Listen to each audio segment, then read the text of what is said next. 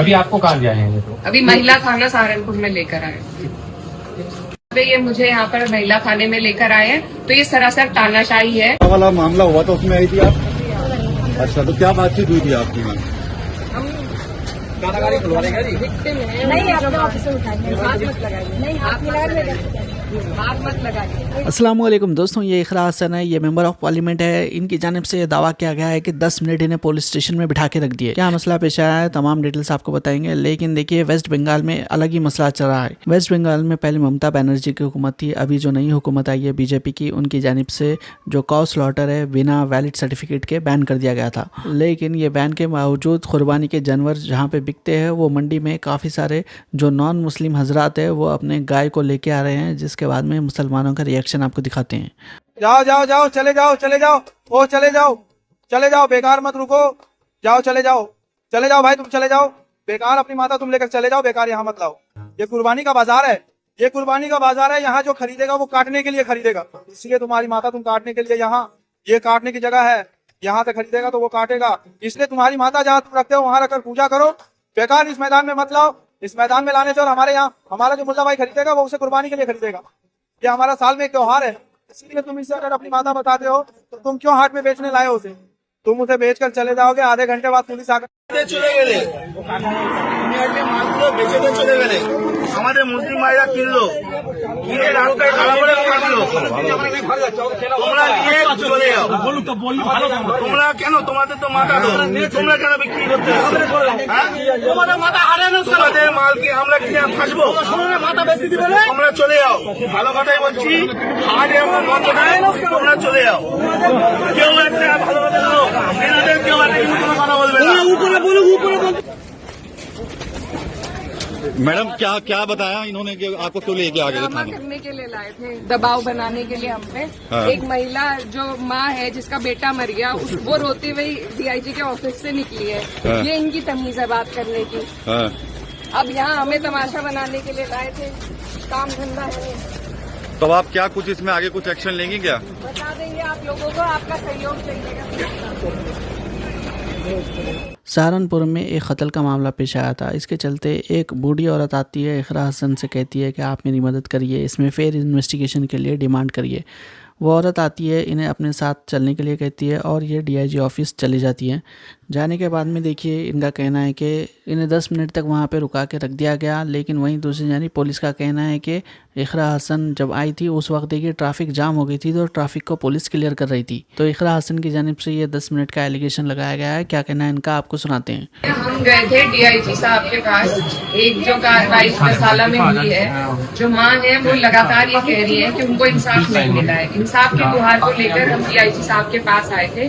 जो माता जी हैं मोनू कश्यप की, उन्होंने अपना पक्ष रखा, अपनी बात रखी। डीआईजी साहब जिन्होंने पहले से ही उन्हें सारी चीजों को मना कर दिया, माँ की बात को सुनने से मना कर दिया, उन्होंने उस गरीब मजलूम बूढ़ी माता को कहा कि आप जाइए यहाँ से। मैं उनके साथ गई थी, मुझसे वो बर्दाश्त नहीं हुआ और फिर डीआईजी साहब वहाँ से खुद उठकर चले गए। तो हम बाहर आए, हम बाहर आकर दोबारा एक एप्लीकेशन बनाने की योजना में थे, बात कर रहे थे। तो ये सब हम पे चढ़े पुलिस वाले कि यहाँ पे हंगामा मत कीजिए। हम पार्किंग में थे, हम सड़क पे नहीं थे। रिकॉर्डिंग हमारे पास भी है, सड़क लगातार चलती रही है। अब सड़क की ट्रैफिक की बुनियाद पे ये मुझे यहाँ पर महिला थाने में लेकर आए हैं, तो ये सरासर तानाशाही है। और सिर्फ ये जो भाजपा के लोग हैं उनके लिए पुलिस वाले काम कर रहे हैं, अब साफ तौर से। क्या लगता है आपको, ट्रैफिक की बात को लेके आपको लेके आए या कुछ आप लोग भी वहाँ पे थे, ट्रैफिक लगातार चल रहा था, हमारे पास भी वीडियो रिकॉर्डिंग मौजूद है। ट्रैफिक में कोई खलल नहीं आई थी, हम पार्किंग की स्पेस में खड़े थे और इन्हीं लोगों के द्वारा कहा गया था कि दोबारा एक एप्लीकेशन दे दो, उसी की बात वहाँ कर रहे थे। तो इन्होंने पूरे जिले की महिला पुलिस वहाँ बुला ली, हमें डराने के लिए, हम पर दबाव बनाने के लिए। लेकिन हम डरेंगे नहीं, इनको जो करना है ये वो कर सकते हैं। ये मेरे लोग हैं, जब ये पीड़ा में है तो मैं पीड़ा में हूँ और इनके साथ में खड़ी रहूंगी। अभी आपको कहाँ ले आए हैं ये तो? अभी महिला थाना सहारनपुर में लेकर आए। एक जानिब इंडिया में तेल की कीमत बढ़ रही है, तो वहीं दूसरी जानिब इंडिया से तेल दूसरी कंट्रीज़ को बेचा जा रहा है। इस तरह का दावा leader of opposition Rahul Gandhi की जानिब से किया गया है। हजारों करोड़ रुपए का तेल अंबानी बाहर बेच रहा है, नरेंद्र मोदी उसे रोक नहीं रहा है। दुख की बात है कि नुकसान आपको होने वाला है। अंबानी अदानी भाग जाएंगे, अपने महलों में छुप जाएंगे, मगर किसान, मजदूर, छोटा व्यापारी, हिंदुस्तान का बेरोजगार युवा, ये सब नष्ट हो जाएंगे। चाहे पेपर लीक का मामला रहने दो या पेट्रोल की बढ़ती हुई कीमतें, अभी देखिए कांग्रेस पार्टी इस्तीफे की मांग कर रही है बीजेपी के मिनिस्टर्स के। सैकड़ों पेपर लीक हो गए, शिक्षा मंत्री का इस्तीफा नहीं हुआ, पेट्रोल डीजल एलपीजी की भारी किल्लत है, दाम बढ़ रहे हैं, पेट्रोलियम मंत्री का इस्तीफा नहीं हुआ, सैकड़ों दर्दनाक रेल हादसे हो गए, रेल मंत्री का इस्तीफा नहीं हुआ, उल्टे वो रेल मंत्री बन गए। विदेश नीति पूरी तरह से विफल है, विदेश मंत्री का इस्तीफा नहीं होता है, वो लाल लाल लेजर आंखों वाली रीलें बनाते हैं। अर्थव्यवस्था का बंटाधार है, लेकिन वित्त मंत्री अपनी कुर्सी से चिपकी हुई हैं। दर्जनों आतंकी हमले हो गए, लेकिन गृह मंत्री कुर्सी का त्याग नहीं करेंगे, इस्तीफा नहीं देंगे, लफाजी करेंगे।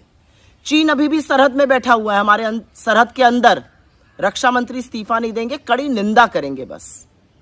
तो न्यू इंडिया की मोदी सरकार में मंत्रियों की विफलताओं पर उनके इस्तीफे नहीं होते हैं। जानते हैं क्यों? क्योंकि मंत्रियों की कोई जिम्मेदारी, जवाबदेही नहीं है, क्योंकि नरेंद्र मोदी को आपके वोट से ढेले का फर्क नहीं पड़ता है। अदरवाइज सत्ता में बैठे हुए जो दल होते हैं, जो हुक्मरान होते हैं, उनको इस बात का डर होता है, भय होता है कि अपनी विफलताओं के चलते जनता का गुस्सा, उनका आक्रोश, उनकी जो परेशानियां, उसका खामियाजा हार करके भुगतना पड़ेगा। जनता अपने वोट से उनको हरा देगी, सत्ता परिवर्तन कर देगी, लेकिन नरेंद्र मोदी को उसका फर्क नहीं पड़ता, क्योंकि उनको कौन सा आपके वोट से जीतना और हारना है। उनको जीतने के लिए उनके पास ज्ञानेश कुमार गुप्ता है, पूरा चुनाव आयोग है, पूरा तंत्र है। और इसीलिए मोदी सरकार में न जवाबदेही है, न जिम्मेदारी है, न इस्तीफे होते हैं, हाँ तमाशा पूरा भरपूर होता है। चाहे अरब के शेख रहने दो या फिर बेंजामिन नेतन्याहू, डोनाल्ड ट्रंप रहने दो, जाके अपने प्राइम मिनिस्टर कैसा लोगों को गले लगाते हैं, ये तो पूरी दुनिया के अंदर फेमस है।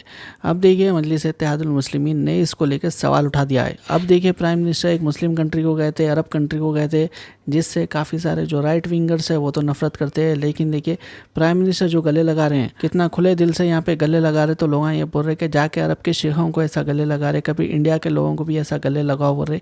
इस तरह की बातें की जा रही है, लेकिन इन बातों के दरमियान मजलिस इत्तेहादुल मुस्लिमीन के जो महाराष्ट्र के हेड है इम्तियाज़ जलील, उनका बयान सामने आया है। उनका वीडियो देखिएगा, ऐसा उड़ते हुए आ रहे हैं। सामने शेख साहब खड़े हुए हैं, शेख साहब एक कदम भी आगे नहीं बढ़ाए, शेख साहब ऐसा हाथ लेके खड़े हुए हैं, लेकिन ये साहब जो है ऐसा हाथ लेके, ऐसा अगर 3 कदम शेख और पीछे चल जाते थे तो हमारे शेखों उड़ के पहुंच जाते थे उनके पास, उसमें क्या गले लग जाकर। आज के अपडेट से मुताल्लिक आप लोगों की राय कमेंट जरूर करिए। इंशाल्लाह अगले वीडियो में मिलेंगे। अल्लाह हाफिज़।